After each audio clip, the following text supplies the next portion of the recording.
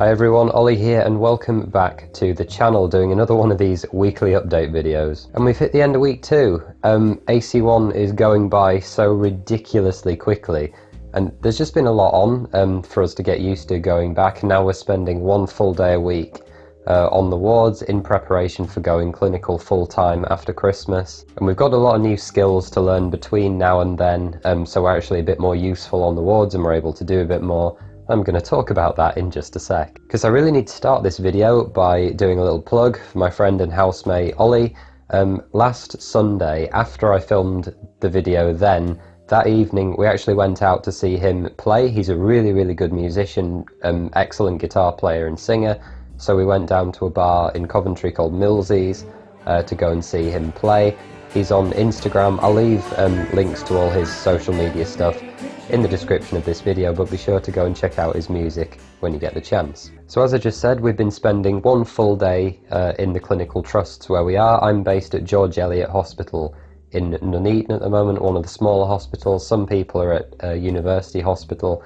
It's pretty random where you get sent, but we do over the next year get a chance to go around between all of them. And last time I showed off these little green cards which indicate all the things we need to complete and get signed off. And if I turn this round, you will see that I actually have the bottom one signed off. My, what do they call it, clinical nurse specialist teaching, and I was with a tissue viability nurse, so that was looking at like wound healing, essentially things like pressure ulcers and people in sepsis. It was a really interesting experience. It turned out I was actually supposed to be seeing 3 or 4, maybe up to 5 cases in the 2 and a bit hours I was going to be there, but we actually only ended up seeing 1 case that turned out to be quite complicated. There was a lot going on, but the nurse was really good at explaining things. So there was me, one of my colleagues from medical school there, and actually a nursing student was there as well. So we were all able to kind of learn together holistically and take away some really good lessons as to not just how to do the actual medical side and why it's important for medical staff as well as specialist nurses to pay close attention to things like wound healing and wound management. So if you come into Warwick, I really highly recommend you take the optional tissue viability placement if you can. Tuesday we were pretty much back in lectures, so the content of week 1, as I said, we were looking at the lymphatic system and applying that knowledge alongside what we already knew about the arterial and venous systems. The theme of week 2 is head and neck anatomy, and it was really interesting, very well taught, as usual with the anatomy teaching at Warwick, and we got to see some great things on Friday. Basically the neck is split into lots of triangles, and we were looking at the contents and the borders of all these different triangles and tracking nerves as they work their way down through the neck. And I think I wrote on the blog for that day that even though we have fewer lectures than we did, we may only have 3 or 4 lectures in a day as opposed to the 7 or 8 that we would have had a year ago, they still take as long to go through because they are becoming more complicated. We did finally get Wi-Fi on Tuesday. That made our lives an awful lot easier. Just in case anyone is interested, we're on TalkTalk, £17 a month between 4 of us. It's really for nothing and it's been okay. There's no fibre in the area where we are, so that's going to make uploading a bit hairy, but we'll see what happens. Then I had my SSC, so the medical education optional module from 3 till 6 on the Tuesday, and that session was all about delivering good presentations and avoiding what's called death by PowerPoint. How can you make presentations more engaging and allow the learner basically to maximize their potential? And then the other part of it was all about getting and delivering effective feedback. Why is feedback important? What kind of understanding of learning does it play into? And how can you, as a feedback giver, what models can you use to make sure that the feedback you give is not only informative to the person receiving it, but structure it in such a way that they're going to be able to act upon it maximally? And I know that sounds really weird. You know, you can just list off things, tell people what they did well, what they didn't do well, but it's so much more effective if you actually have a planned structure and approach, things like the Pendleton model. It's really interesting reading. If you're interested in good feedback, go and have a look at that. Wednesday was really quite quiet. We only had, I think, 3 lectures, most of which was about psychiatric history taking, and the full mental state exam, and it went into how you separate some of the common psychiatric diagnoses. Why is it important if someone hears voices and they're talking to them in the second person rather than the third person, and all that kind of thing, and different types of delusion, and just starting to... We haven't really done much psychiatry so far because I think it's quite nebulous and complicated, and it doesn't lend itself as easily to teaching, I don't think, as some of the core science does. So now that we have that medical knowledge in place, they're really kind of building on it and now giving us more of a framework to think about psychiatric problems that people might have. We also opened a new CBL case in the afternoon. We only have 2 sessions of CBL a week now, and I feel like the medical school is changing that for everyone. I think that's going to be true for the first years as well. But the real thing that I'm noticing now is, even though it's a different group, we are finding our feet now, and the real big difference is that because we have that core knowledge in place from the first year, we are now much more quickly able to kind of not just run through a case, but to be much more systematic and structured about what we're doing. It's sort of a, what tests would you do? What blood markers are you looking for? What are your differential diagnoses? It's much more, as I say, structured and finely tuned, and we know the rationale of why we are and aren't doing particular things. Why might an angiogram be a good idea? Why might a lumbar puncture not be a good idea in this situation? What's the best test you can think of to confirm or kind of put out a particular differential diagnosis you might have come up with? And I think generally we're now feeling much more of an emphasis on the clinical management of the patient as well as understanding the pathology.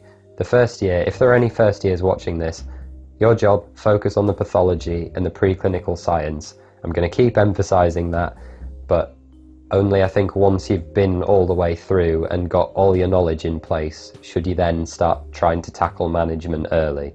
Thursday was also quite interesting. It was just lectures in the morning, some lipid metabolism stuff, but then in the afternoon we had some compulsory group work. It was under the VLE, Values, Laws and Ethics theme, but it was talking about advanced decisions to refuse treatment, of what would have previously been called DNRs, do not resuscitate notices, and we had a whole series of ethical discussions about, if in what situations would we ourselves not want resuscitation.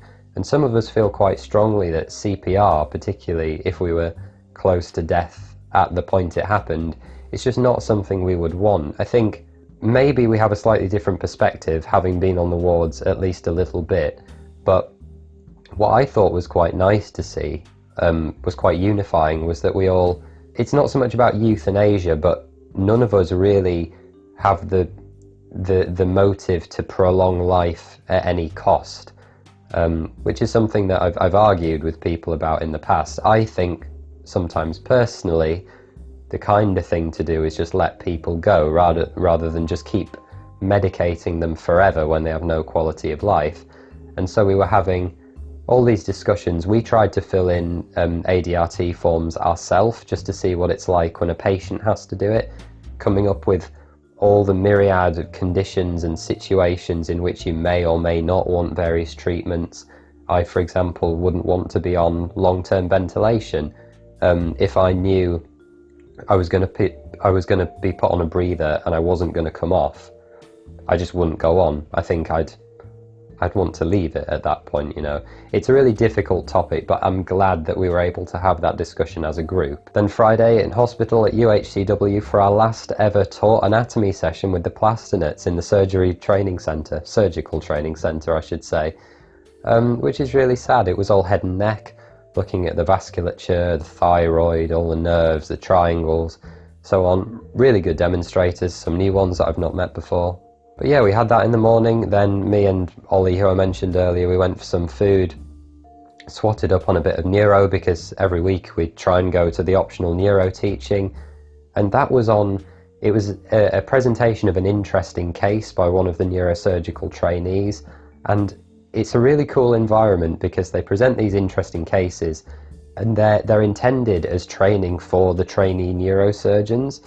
So we were there as 2 medical students. There were some FY1s, FY2s, and some neurosurgical registrars, and then some very experienced consultant neurosurgeons who would just fire off quiz questions throughout the room, and it's really nice in a weird way to see a trainee neurosurgeon or even an FY1 stumped by a question, because it's very humanising, and even the consultants disagree with each other on why this might be causing this symptom, or why did the patient have tinnitus when the injury was over here, or whatever. There's not bickering, but they don't agree, and it's, as I say, very humanising to think that, you know, one day, not necessarily as neurosurgeons, but as doctors, we won't know all the answers, and there'll still be that element of doubt, that puzzle solving that you have to do as a team. I thought it was just a really cool thing to see.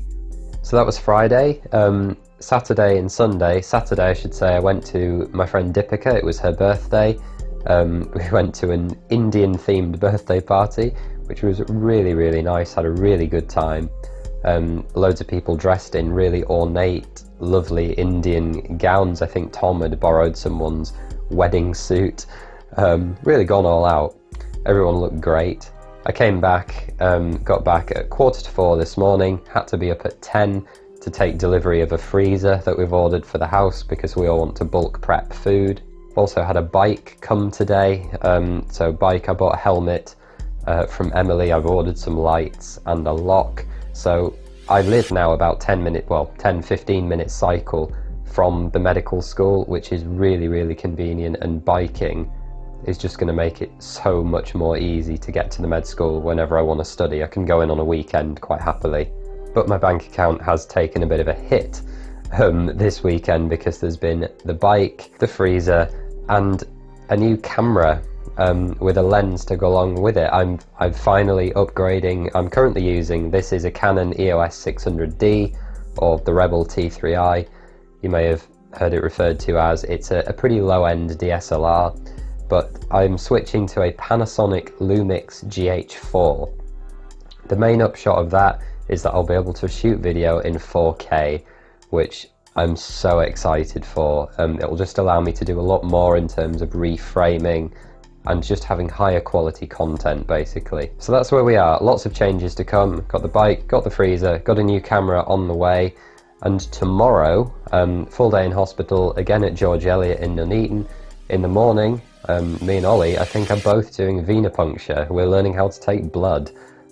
Lots of you, if you've been a HCA or a nurse or you know, another member of clinical staff, will have maybe had that experience. Remember that before I came to medical school, I'd never really had any significant hospital medical experience. Can't take blood, can't do virtually anything. At least I'm learning to take blood, and then in the afternoon I have OBS. So I think that's just about recording observations of vitals and maybe beginning to look at clerking patients. I'm not sure. Apparently it doesn't take very long. Hopefully I'll have a bit of time to study throughout the day, because that would be really nice. I am very much behind.